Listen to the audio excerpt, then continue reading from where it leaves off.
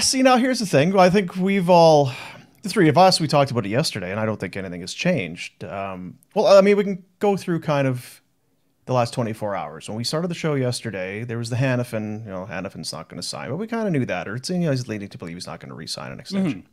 And Elias Lindholm, yeah, I'm not sure either. Come to think of it. And then closer to showtime, it was Michael Backlund. He's like, well, I mean, if you guys are thinking of maybe I'll then maybe I also will not. Those guys aren't here. This team's not going to be good, so I'm out of here then. And then a little bit later on in the afternoon, it was Tyler Toffoli. He's like,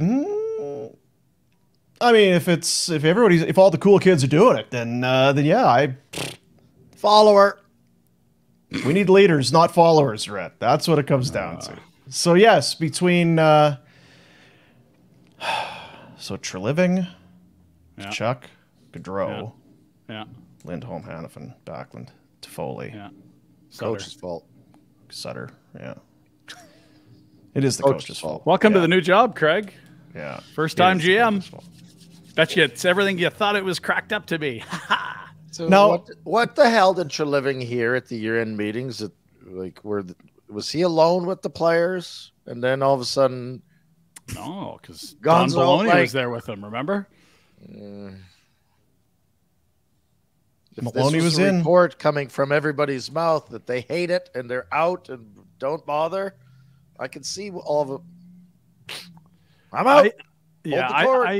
I think we have to be careful not to make this a people want out of Calgary and don't want to play for the Flames thing, which there may be degrees of that, but I think a really big part of it is why would I have to make a decision now when I can wait till next summer? And that doesn't fit Craig Conroy's timeline when he says, I'm not going to take 7 UFAs into the season.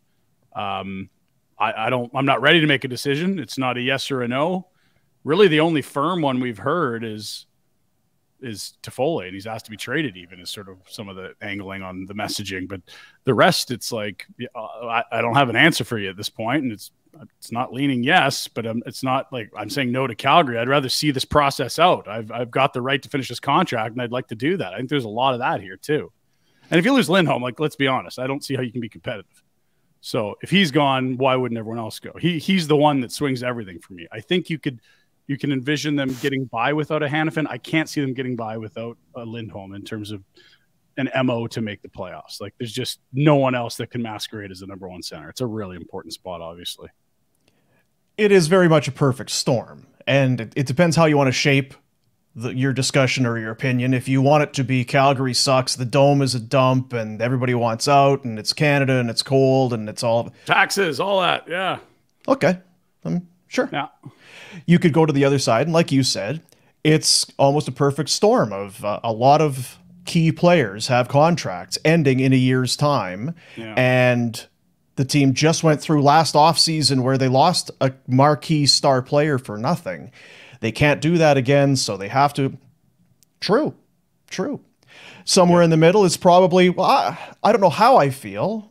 I know that the cap's going up next year, and it would be silly kind of to sign an extension right now. But if everybody's leaving and we didn't make the playoffs, and if it's going to be a rebuild, then I'm late 20s, early 30s. I don't really want to go into a rebuild situation. So yeah, maybe I will look elsewhere. It's all of it. And then there's, as you said, Rhett, there's got to be more than that. There has to be something that has all of these guys. So saying, how the F don't they know this? They figured it out now, and they've all decided to speak out. This is bullshit. No, I think no, shush. You don't get to talk because you're hungover and in Edmonton with the oil. We should actually close your camera because we don't want to look at that. It's bullshit because somebody knew something. Who? And what? Why in the F was it not dealt with last year? Everyone's jumping ship now. And you can't tell me this is a new curve. And if these idiots that were running things didn't know that this was a shitstorm last December, why didn't they deal with it then? Why wasn't it pulled apart? They weren't in a effing playoff position. They could have dumped guys last year or before the trade deadline, gotten picks for this year. It could have been totally handled differently. This is bullshit. And the fans have to suffer with it, and the Conroy has to deal with it. It's a joke. So get more specific. You're speaking rather vaguely here. What was the thing they should have addressed? They should have traded these fucks last year if they don't want to be part of it. This isn't a new thing. You're telling me in the last month they've decided they ran the coach, which the coach was supposed to be the issue. Gone. Yes, okay. It was Pinder. Yes, it was. I'm not arguing on that. It was painted that guy was the issue. So you get rid of the issue and everyone's still running for the fucking doors. They knew there was problems. There's been problems for years, and they didn't fucking deal with it. See, I don't know. Like, I think there's something to that, but I also think, like, no one's – only Toffoli has said I won't show up and play out my contract. So overpay me and I'll stay. It's kind of what you do when you're in free agency, isn't it? It's the last guy. It was piss poorly managed from that aspect. Yeah. I think that and right or wrong, and there's no way of knowing because, like, the guys in the room, they know. The guys behind the scenes, they know. But I think that there was kind of a belief that now that Daryl was gone, there was going to be some harmony. That you were going to be able to bring everybody back into the fold and everything. Hey, you know what? I'm not staying because Daryl's there. I'm leaving. If you bring him back, I'm not coming. That's all you heard. The GM leaves. The GM leaves. GMs don't do that. Because he can't get along with the coach. They get rid of the coach, then the players. This is a potential mass exodus. And it may be a perfect storm of contracts and cap and personalities and all of that. Yeah. But it does feel, to Rhett's point, a little naive just to think, well, it's a big cap and guys say, oh, I'll play it out or whatever. If it was just that, If Calgary was a good place and things were good, it's everything right now that is coming home to roost. It is a combination of things. I definitely don't want to paint it as one thing, just like I don't want to paint it as Daryl was the only issue last year. We all know there was lots of things that went wrong. I look at other guys that are UFAs. Like, what are we hearing about Nylander and Matthews in Toronto? Like, sometimes we got to get out of this one place that we're so zoomed in on. Like, there's a lot of guys that are a year away from free agency that aren't interested in saying, I'm going to sign or not right now. This isn't just here, but it compounds when there's 7 of them and you have the huge changes. And there was this notion that, well, I'm not even going to entertain coming back if Daryl's here. Well, now he's gone.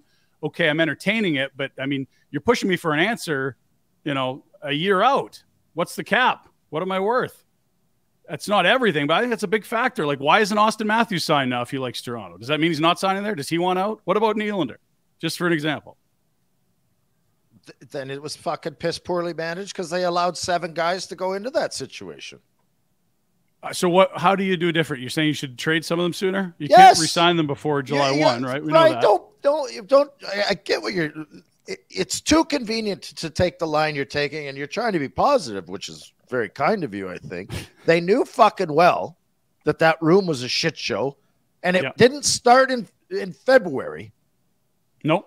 You knew damn well there was issues in that room, and there still are, and that's why guys aren't committed to anything. They're not leaving just because they're not sure what the contracts are going to be. Are you telling me that Conroy hasn't offered Lindholm as good a deal as he's probably going to get? Well, we don't know, but it's going to be a good one for sure. Like, he's offering him what today's market rate is. Point being, we've suspected it for a long time. Last year was a perfect example, and there was a bunch of changes, and I think it compounded the issues that were in that room.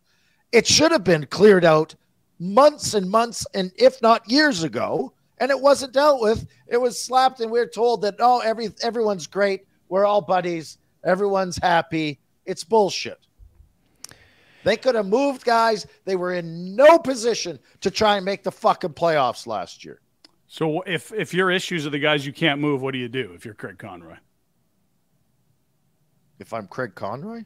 Yeah, like if you know the issues in the room lie with the guys that are the immovable objects, how do you move forward?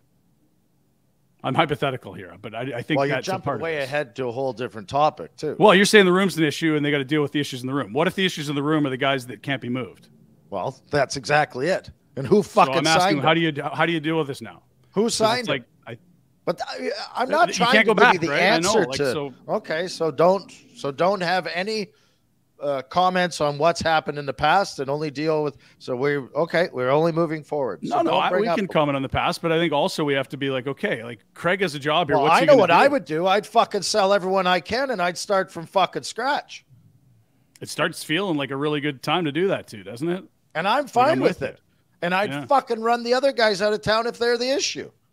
And if I got to pay to get them gone, I pay to get them gone. Because if they're the issue and they're making everyone else leave now, do you think that's going to change? So we're going to hang on to them so that they can fucking lead the new crew? Fuck that.